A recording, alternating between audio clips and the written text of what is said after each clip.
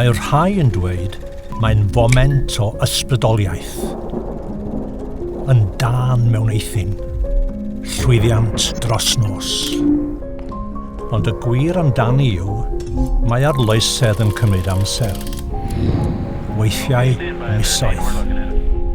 Weithiau blynyddoedd. Nid yw arloeswyr yn dyfeisio'n unig.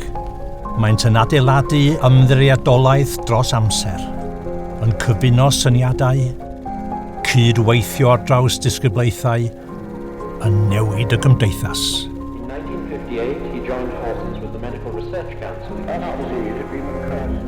Arloesedd yw hanfod y Brifysgol, ac mae'n bodoli ym mhopeth amnawn.